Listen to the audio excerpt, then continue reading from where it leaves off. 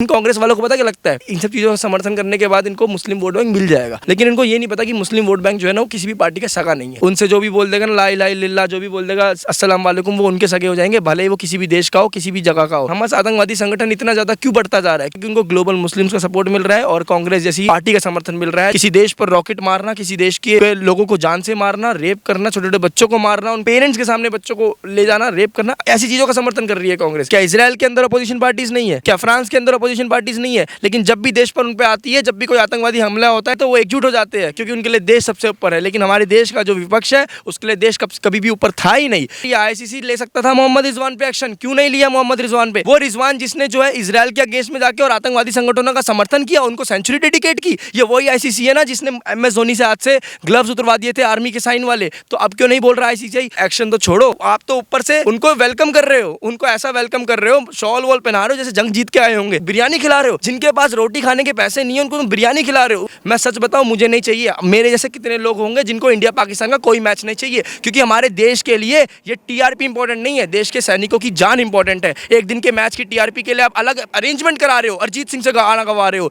अमिताभ बच्चन को बुला रहे हो, ऐसी बड़ी लाइटनिंग वाइटनिंग कर रहे हो। क्यों बाकी कंट्रीज के साथ क्यों नहीं कर रहे हो आप? मतलब अब देखिए ना, इंडिया पाकिस्तान की जो जंग है ना वो सिर्फ आर्मी तक सीमित है, ह्यूमंस के लिए कोई नहीं है, सिविलियंस के लिए कोई जंग नहीं है। ये युवा जो है ना, ये खोखला युवा है, ये वो युवा है ना जो हैदराबाद के अंदर पाकिस्तान के मैच के अंदर पाकिस्तान जिंदाबाद के नारे लगा रहा है। पाकिस्तान जिंदाबाद के नारे तो ऐसे लगा रहे हैं जैसे तुम्हारे अब्बू ने छक्के मारे होंगे। नमस्कार, मैं आयुष शर्मा और आप देख रहे हैं ओ न्यूज़ हिंदी। इजराइल और फिलिस्तीन के बीच लगातार युद्ध और विवाद बढ़ता हुआ नजर आ रहा है। विवाद को चिंगारी तब मिलती है जब भारत ऑफिशियली तो इजराइल का समर्थन करता है, परंतु भारत में रह रहे कुछ कट्टरपंथी लोग मजहब के नाम पर फिलिस्तीन और हमास जैसे आतंकवादी संगठन का समर्थन करते हुए नजर आते हैं। इस पूरे मुद्दे पर आज बात करने के लिए सार्थक भाई हमारे साथ मौजूद हैं, उनके साथ जुड़ेंगे और भारत में रह रहे पाकिस्तान प्रेमियों का, आतंकवाद प्रेमियों का सच सबके सामने लाएंगे। सार्थक भाई, एक बार फिर से बहुत बहुत स्वागत है आपका ओ न्यूज़ हिंदी पर। धन्यवाद आयुष भाई। सार्थक भाई, किस तरीके से देखते हैं आप इस पूरे मुद्दे को कि भारत के प्रधानमंत्री ने 2 ट्वीट कर दिए बेंजामिन नेतन्याहू के सपोर्ट में, इजराइल के सपोर्ट में, हमास के आतंकवादियों के विरोध में पूरी दुनिया एक साथ खड़ी हो रही है, लेकिन भारत में एक तबका सामने आ गया है जो कह रहा है पाकिस्तान जिंदाबाद, जो कह रहा है गाजा जिंदाबाद, जो कह रहा है अल अक्सा मस्जिद जिंदाबाद और हमास जिंदाबाद। ये वही तबका है जो कहता है कि आतंकवाद का कोई मजहब नहीं होता, रिलीजन नहीं होता आतंकवाद का। ये वही तबका है जो बार बार आतंकी संगठनों का समर्थन करता है, ऐसी एक्टिविटीज़ का समर्थन करता है और उसके बाद विक्टिम कार्ड खेल के ये कहता है कि आतंकवादियों का कोई मजहब नहीं होता, कोई रिलीजन नहीं होता। क्यों बार बार मुसलमानों से उनकी देशभक्ति का प्रमाण मांगा जाता है? सिर्फ भारत नहीं, UK US जैसे देश भी सामने आकर खुलकर इसका विरोध कर रहे हैं कि जो भी हमास ने किया है, जो भी पैलेस्टीन के आतंकवादी संगठन हमास ने इजराइल पर किया है, ये मानवता के खिलाफ है। लेकिन फिर भी आज इस देश के अंदर ही नहीं, पूरे विश्व के जो एक कम्युनिटी के लोग हैं वो अपनी कम्युनिटी को डिफेंड करने के चक्कर में ऐसे गंदे आतंकवादी संगठनों का भी ये समर्थन करने पर तुले हुए। जिस प्रकार से हमास के आतंकवादी आए दिन इजराइल के खिलाफ आतंकी साजिश रचते रहते हैं, ये आतंकी हमले तो हो गए हैं, लेकिन आपको क्या लगता है कि ये हमले एक हर दिन प्रयास किया जाता है इस पर?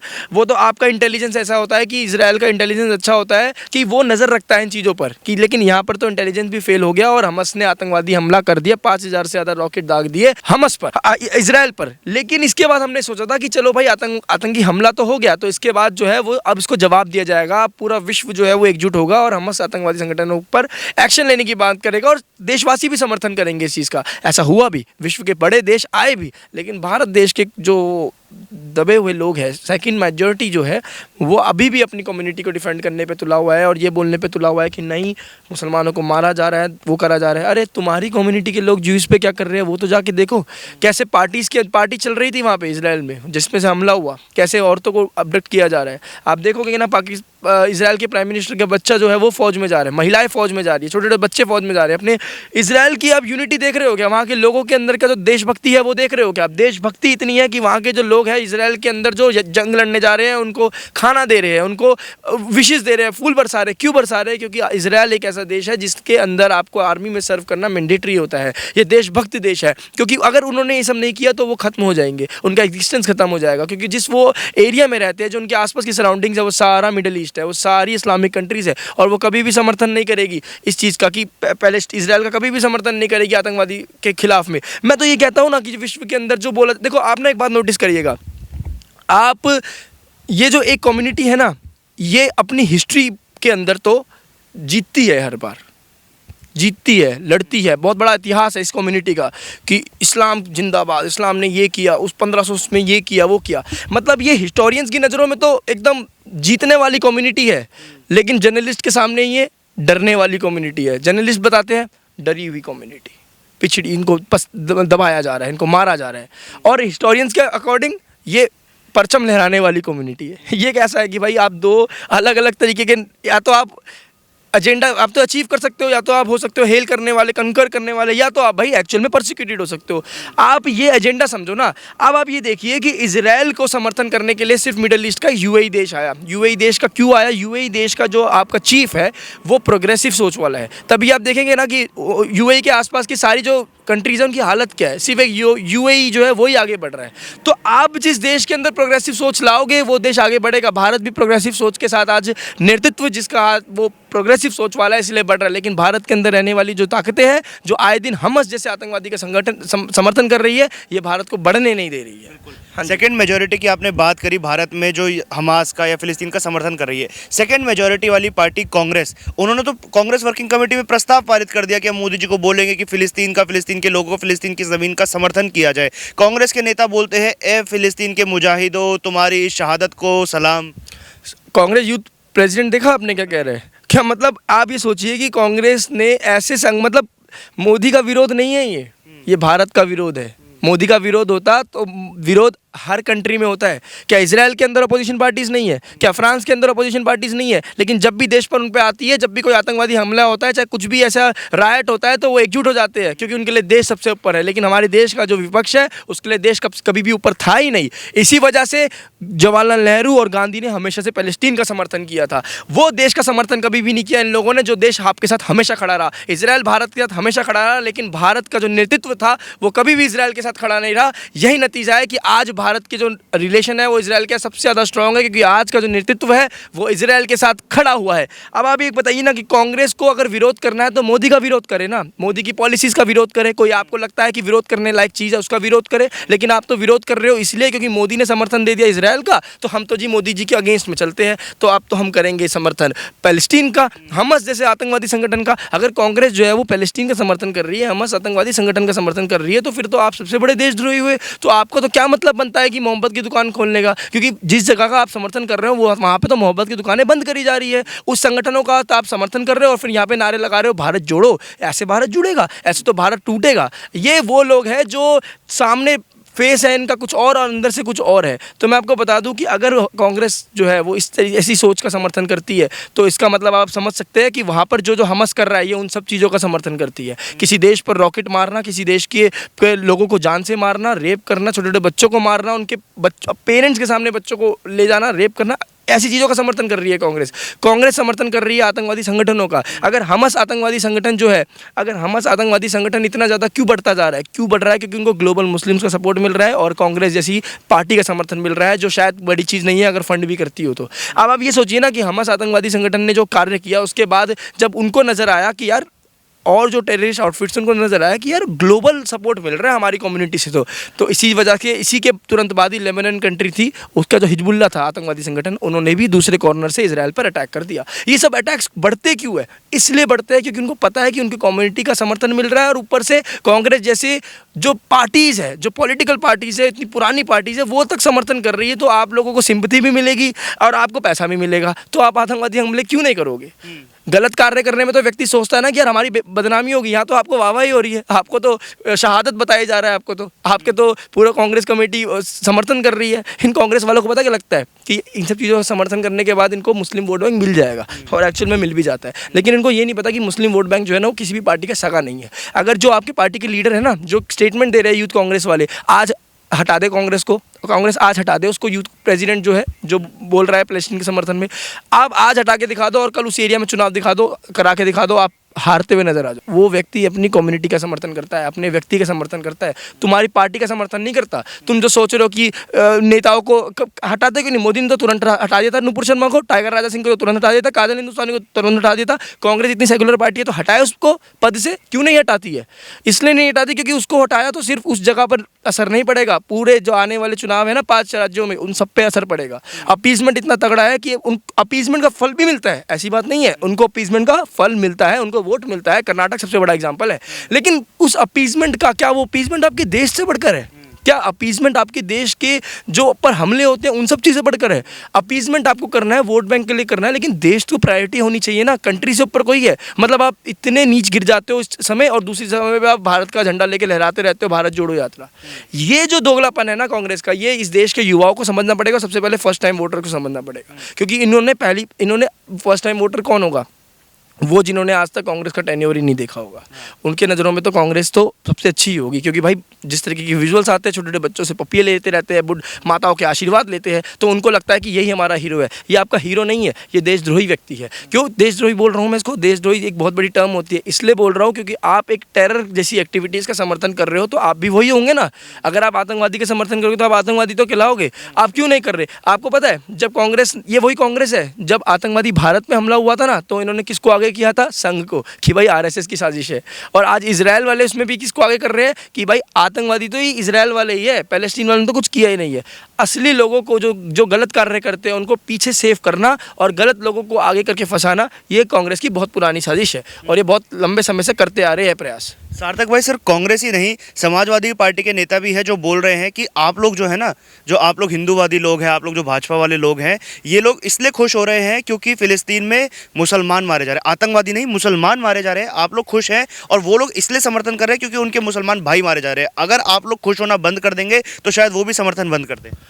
हम ग्लोबल इश्यूज पे बात करते हैं। जॉर्ज फ्लॉयड तो हिंदू भी नहीं था, हमने जॉर्ज फ्लॉयड का भी समर्थन किया था कि जिस तरीके से लिंचिंग हुई है, रोड पर उसको मारा गया था, ठीक है, हमने तो बोला था वो भी गलत है, हमारा तो कुछ नहीं था उसके अंदर। हमने तो मासा अमीनी का भी समर्थन किया था, वो तो एक मुसलमान थी, हमने तो उसका समर्थन किया था। हमने तो वहाँ पे हिंदू मुस्लिम देखा ही नहीं। ज्यूइश जो थे उन्होंने सबसे ज़्यादा हिंदुओं पे अत्याचार किया था। ऐसे तो हमें इजराइल का समर्थन भी नहीं करना चाहिए। हम जो यहाँ पे समर्थन कर रहे हैं वो इंडिया के रूप में समर्थन कर रहे हैं। हम भारतवासी है, हम उन कम्युनिटी के लोगों की तरह नहीं है जिनके लिए सिर्फ मजहब ही इंपॉर्टेंट होता है, देश इंपॉर्टेंट नहीं होता। उनसे जो भी बोल देगा ना, ला इलाहा इल्लल्लाह जो भी बोल देगा, अस्सलाम वालेकुम, वो उनके सगे हो जाएंगे, भले ही वो किसी भी देश का हो, किसी भी जगह का हो, कोई मतलब नहीं है। हमारे लिए हमारा देश सबसे इंपॉर्टेंट रहता है, इसीलिए हम अपने देश की प्रायोरिटी पे रख के चीज़ों को देखते हैं कि हमारे देश के लिए कौन से किसका समर्थन करना और कौन सी ह्यूमैनिटी ग्राउंड पे कौन सी चीज़ सही है, मानवता के लिए कौन सी चीज़ सही है और कौन सी चीज़ गलत है। हम उस चीज़ को ध्यान में रखकर चीज़ों का समर्थन करते हैं, विरोध करते हैं। इजराइल ने हमेशा भारत का समर्थन किया है हर चीज़ में, चाहे वो 1971 का युद्ध हो, चाहे वो किसी भी, चाहे इकोनॉमिक क्राइसिस हो। तो इजराइल का हमेशा से मित्र रहा है, इजराइल ने भी दोस्ती निभाने में कोई कसर नहीं छोड़ी,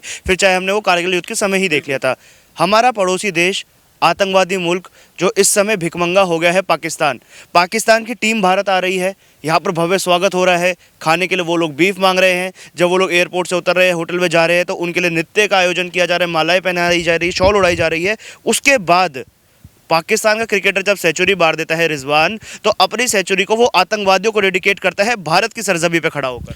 देखिए, सबसे बड़ा जो इसके अंदर जिम्मेदार है वो बीसीसीआई है। क्यों बीसीसीआई जिम्मेदार है? क्यों जेशिया इस पर कुछ एक्शन नहीं ले रहा है? ये वही बीसीसीआई है। आप देखिए ना, आईसीसी ने जब मोहम्मद रिजवान पर कोई एक्शन नहीं लिया, आईसीसी ले सकता था मोहम्मद रिजवान पे एक्शन, क्यों नहीं लिया मोहम्मद रिजवान पे? वो रिजवान जिसने जो है इजराइल के अगेंस्ट में जाके और आतंकवादी संगठनों का समर्थन किया, उनको सेंचुरी डेडिकेट की। ये वही आईसीसी है ना जिसने MS धोनी से हाथ से ग्लव्स उतरवा दिए थे आर्मी के साइन वाले। तो अब क्यों नहीं बोल रहा आईसीसीआई और बीसीसीआई? आईसीसीआई की अर्निंग का 40% जो है वो बीसीसीआई लेता है, यानी सबसे वर्ल्ड का सबसे रिचेस्ट क्रिकेटिंग बोर्ड है, सबसे बड़ा स्टेक होल्डर है। इसके बाद भी बीसीसीआई में इतना दम नहीं है कि वो इस चीज़ पे एक्शन ले सके। अरे बीसीसीआई एक्शन तो छोड़ो, एक्शन तो चलो दूसरी चीज़ है, आप तो ऊपर से उनको वेलकम कर रहे हो, उनको ऐसा वेलकम कर रहे हो, शॉल वॉल पहना रहे हो जैसे जंग जीत के आए होंगे। अरे कुछ समय पहले अनंतनाग के अंदर देखो ना, हमने 3 आतंकवादियों ने कुछ समय पहले ही अनंतनाग में 3 भारतीय सैनिकों को इन आतंकवादियों ने मारा, पाकिस्तानी आतंकवादियों ने मारा।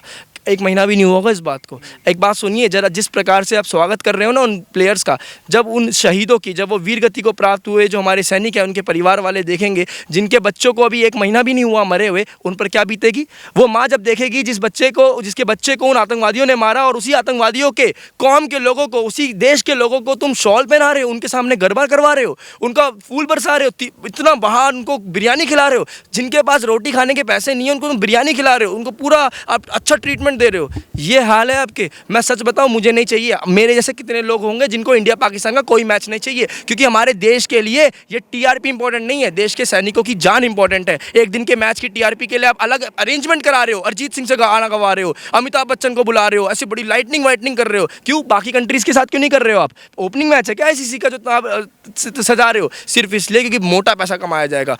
इसीलिए फिर क्यों बोलते हो आप देशभक्ति की बात? किस मुंह से देशभक्ति की बात करते हो आप? कोई देशभक्ति नहीं है आपकी। अगर देशभक्ति ना, उड़ीसा जब ट्रेन हादसा हुआ था उसमें ब्लैक बैंड पहनाने से देशभक्ति नहीं दिखती। देशभक्ति दिखानी होती तो ऐसी जगहों पे देशभक्ति दिखाओ, नॉर्मल ट्रीटमेंट कर लो ना। अगर आप, पहली बात तो मुझे चाहिए ही नहीं मैच इंडिया पाकिस्तान का। अगर आपके पता नहीं कोई कौन से ऐसे रिलेशन है जिसको आप इंडिया पाकिस्तान का मैच करवाना चाह रहे हो, करवा लो। मतलब अब देखिए ना, इंडिया पाकिस्तान की जो जंग है ना वो सिर्फ आर्मी तक सीमित है, ह्यूमंस के लिए कोई नहीं है, सिविलियंस के लिए कोई जंग नहीं है। जो गाने आएंगे बॉलीवुड वाले गाने भी गाएंगे, उनके एक्टर्स उनके नाचेंगे भी, रील्स भी बनाएंगे, आप उनके साथ इंडियन प्लेयर्स को देखो गले वाले मिलते हुए फुल दोस्ती दिखाएंगे। अरे क्यों, सैनिकों के लिए लड़ाई है क्या? सैनिकों की है क्या पाकिस्तान इंडिया की लड़ाई? सिर्फ जिन्होंने भारत की यूनिफॉर्म पहन रखी है आर्मी की, क्या वही है क्या इंडिया पाकिस्तान? हमारा कोई फर्ज नहीं बनता क्या? हम तो बिल्कुल विरोध में है इस चीज़ के। इस चीज़ को बंद होना चाहिए, इंडिया पाकिस्तान के मैचेस बंद होने चाहिए। हमें कोई इंटरेस्ट नहीं है इन चीज़ों में, देश से बढ़कर कुछ भी नहीं है। पर एक युवा तबका है, खास तौर पे आपकी हमारी उम्र का, जो ये कहता है कि खिलाड़ियों को, खेल को, फिल्म को, एक्टर को, कला को अपनी पॉलिटिक्स से दूर रखो, अपनी लड़ाई से दूर रखो।